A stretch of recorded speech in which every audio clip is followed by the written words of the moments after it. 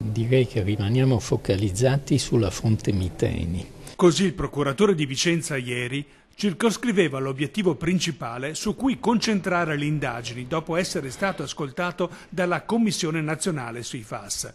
Oggi a deporre davanti ai parlamentari è stato il turno proprio dell'amministratore dell'azienda, ritenuta la principale fonte di inquinamento. Nardone risponde così alle affermazioni di Cappelleri. Sì, resta su Miteni perché chiaramente il procuratore sta indagando sulla consapevolezza o meno di anni fa.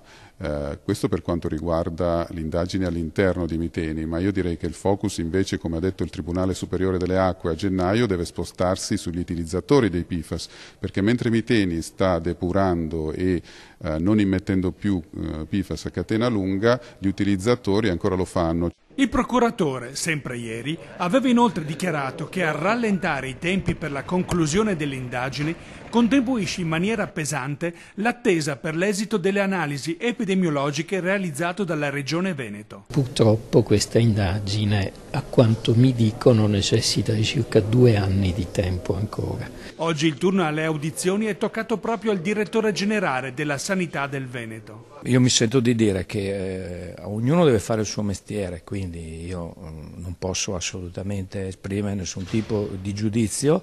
Noi possiamo dire che tutto quello che stiamo facendo lo stiamo facendo assieme all'Istituto Superiore di Sanità. I risultati vengono regolarmente inviati in procura, informiamo la procura di tutto. Forse in fretta e bene è difficile, no?